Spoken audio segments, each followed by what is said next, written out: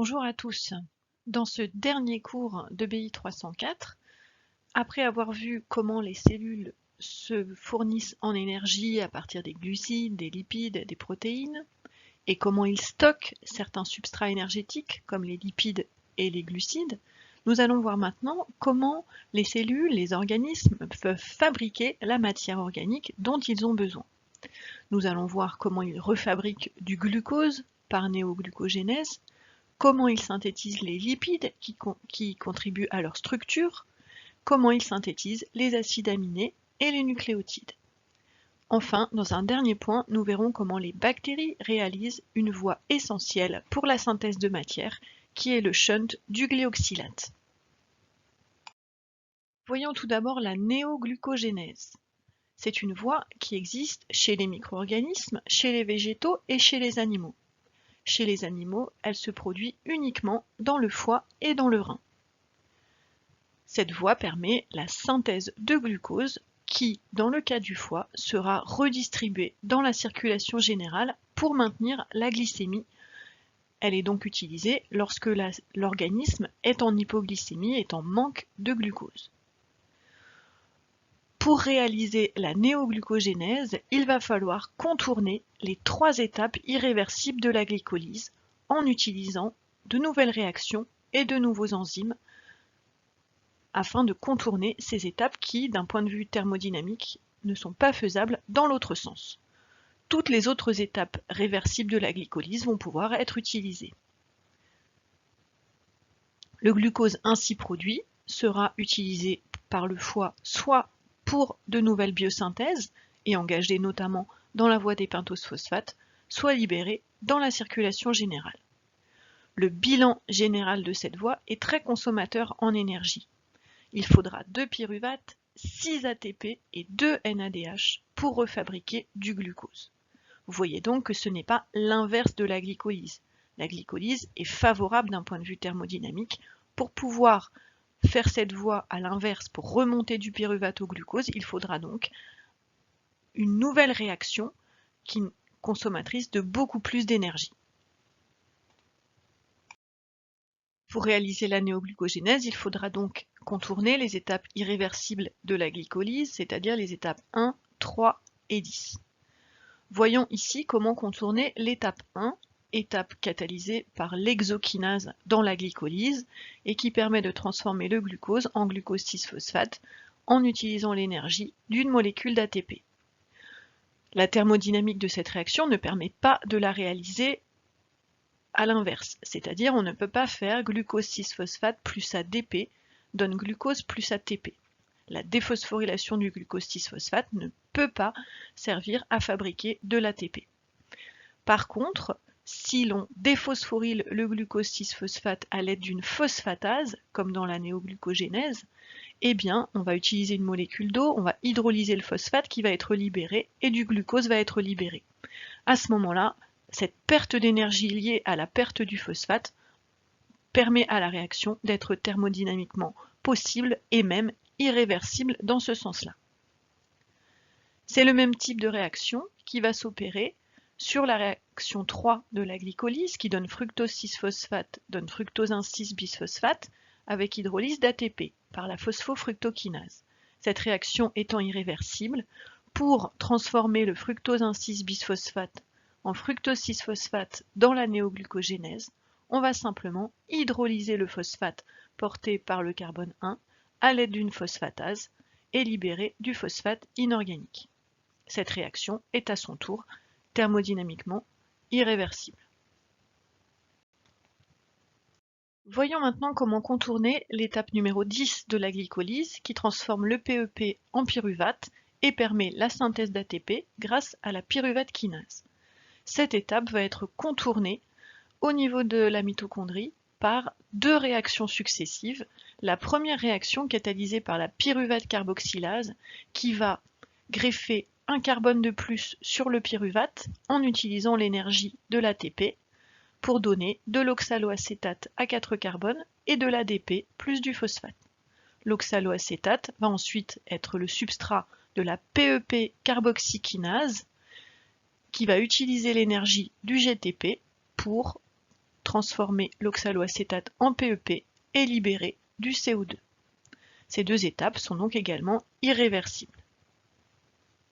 Les étapes irréversibles de la néoglucogénèse doivent être connues par cœur. On comprend bien que les cellules ne peuvent pas faire tourner la glycolyse et la néoglucogénèse en même temps, car la glycolyse produit 2 ATP et la néoglucogénèse en consomme 6. Donc ce serait un cycle futile qui entraînerait la perte d'énergie sèche dans la cellule. Le foie va donc utiliser des régulations coordonnées de la glycolyse et de la néoglucogénèse. Ici, vous avez un exemple de régulation coordonnée, c'est-à-dire qu'on voit bien que la phosphofructokinase va être inhibée dans des conditions dans lesquelles la fructose 1,6-bisphosphatase, donc enzyme de la néoglucogénèse, va elle être activée. A l'inverse, on voit que par exemple le fructose 2,6-bisphosphate, qui dérive du fructose 6-phosphate, va activer la PFK et inhiber la fructose 1,6-bisphosphatase. Donc ça veut dire qu'il existe dans la cellule des molécules qui sont des marqueurs de besoin énergétique de la cellule, comme le fructose 2,6-bisphosphate, qui lui va activer une voie, activer la glycolyse via la PFK et inhiber la néoglucogénèse. La production de cette molécule va être inhibée par le citrate. A l'inverse, le citrate va inhiber également la PFK, donc ça veut dire qu'en présence de citrate, eh bien, c'est la néoglucogénèse qui sera activée. Donc quand la cellule manque d'énergie, eh bien, c'est la glycolyse qui sera activée. Quand la cellule possède de l'ATP et a besoin de fabriquer du glucose, pour soit le libérer dans le sang, soit faire de la voie des pentoses phosphates, eh bien, c'est la néoglucogénèse qui sera activée. Quels sont les substrats de la néoglucogénèse, c'est-à-dire d'où vient ce glycérol ou les intermédiaires de la glycolyse qui peuvent permettre de faire du glucose? Chez les animaux, le lactate produit dans le muscle au moment de la fermentation lactique peut passer dans le sang. Il va être récupéré par le foie qui va le retransformer en pyruvate et faire de la néoglucogénèse à partir de ce lactate. Ce glucose va ensuite repasser dans le sang et retourner au muscle. On appelle ça le cycle de Cori, c'est-à-dire que les produits de la fermentation lactique vont être retransformés en glucose. On peut aussi, à partir des acides aminés glucogéniques, fabriquer des intermédiaires de la deuxième partie du cycle de Krebs, comme de l'oxaloacétate, qui ensuite deviendra du PEP et redeviendra du glucose. L'hydrolyse des triglycérides permet aussi de libérer du glycérol qui pourra être transformé en G3P et remonter la néoglucogénèse pour faire du glucose. Ça, ces deux dernières voies sont présentes chez tous les êtres vivants. Il existe chez les plantes des voies spécifiques qui permettent, via le cycle de Calvin, de fixer du CO2, former du 3-phosphoglycérate et à partir de ça, refabriquer du glucose. Voyons ou revoyons maintenant comment on peut fabriquer des lipides de structure dans le corps. Nous avons vu comment on pouvait, à partir du glycérol et à partir d'acides gras, fabriquer de l'acide phosphatidique. Eh bien, cet acide phosphatidique, ensuite, si on greffe dessus une tête polaire, on va pouvoir fabriquer un phospholipide qui va servir à la constitution de toutes les membranes cellulaires ou intracellulaires. Le cholestérol est également un constituant important des cellules vivantes. À partir de ce cholestérol, on va pouvoir fabriquer des membranes ou fabriquer des molécules dérivées comme les hormones stéroïdes, les acides biliaires ou la vitamine D. Toutes ces molécules sont indispensables au fonctionnement des êtres vivants. Le cholestérol, lui, va être synthétisé à partir de l'acétyl-CoA. Lorsque la cellule aura suffisamment d'énergie, l'acétyl-CoA pourra s'engager dans la voie de synthèse du cholestérol. Les acides gras essentiels apportés par l'alimentation vont quant à eux servir à la synthèse des eicosanoïdes, c'est-à-dire de molécules qui sont essentielles au fonctionnement de l'organisme parce qu'elles sont des hormones comme la prostaglandine ou des molécules inflammatoires comme les thromboxanes ou les leucotriènes. Chez les animaux, la synthèse des lipides va se faire dans le cytoplasme pour certains ou dans le réticulum endoplasmique lisse. Chez les végétaux, les chloroplastes sont impliqués également dans la synthèse de certains acides gras. L'élongation des acides gras se fait également dans la mitochondrie. Pour synthétiser les acides aminés indispensables à la synthèse de toutes les protéines cellulaires, eh bien, il suffit de partir de la glycolyse ou du cycle de Krebs qui contiennent tous les intermédiaires permettant de fabriquer les 20 acides aminés. Ces 20 acides aminés vont être fabriqués en totalité chez les plantes et chez les bactéries. Chez les animaux, seuls les acides aminés représentés ici en noir peuvent être fabriqués. Les acides aminés représentés ici en violet sont des acides aminés essentiels qui ne sont plus fabriqués et qui doivent être apportés par l'alimentation. Enfin, les nucléotides sont fabriqués, ici vous en avez un exemple, à partir également d'intermédiaires, soit de la glycolyse, soit de la voie des pentose-phosphates. Ici par exemple, vous voyez comment le ribose est un précurseur de la synthèse de l'AMP et du GMP.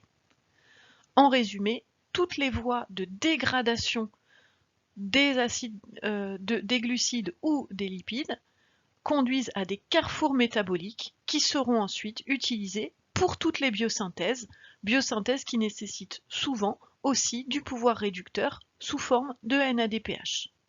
Les voies de dégradation que nous avons vues sont donc interconnectées avec les voies anaboliques. Voyons maintenant une spécificité des bactéries. Ces bactéries, si on les laisse dans un milieu qui contient uniquement des lipides ou de l'acétate, des molécules à 2 carbone, eh bien elles sont capables de croître. Cela nous est totalement impossible. Nous, les animaux, nous avons absolument besoin d'une alimentation qui contient des glucides. Pourquoi? Parce que nous avons besoin de ces glucides, bien sûr pour nous faire de l'énergie, mais aussi pour faire notamment la voie des pentose-phosphates qui nous permettra de faire toutes nos biosynthèses. Si l'on consomme des lipides, eh bien ces lipides vont être dégradés en acétyl-CoA qui va rentrer dans le cycle de Krebs, qui est représenté ici en noir.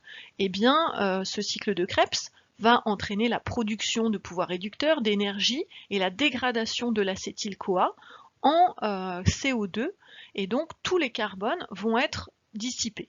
Donc si nous nous nourrissons de lipides, d'acides gras, eh bien nous allons pouvoir fabriquer de l'énergie, mais nous n'allons pas pouvoir faire de la matière carbonée indispensable à notre croissance. C'est pourquoi nous devons absolument consommer des glucides.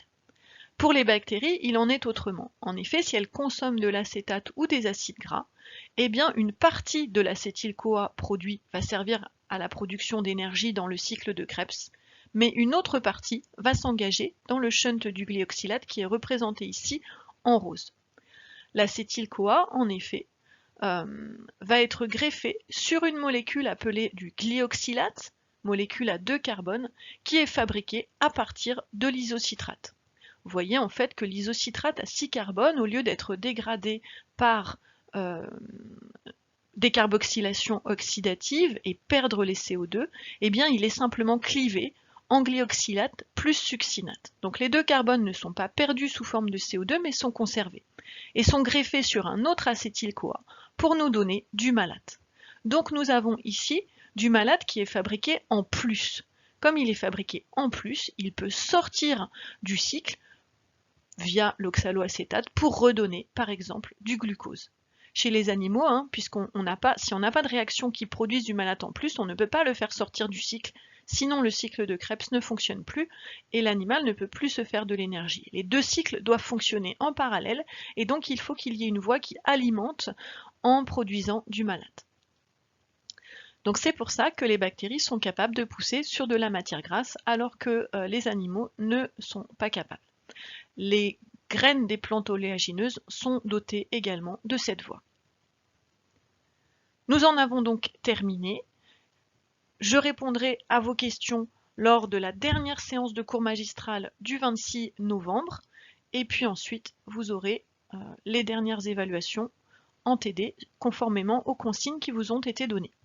Je vous souhaite à tous une bonne continuation.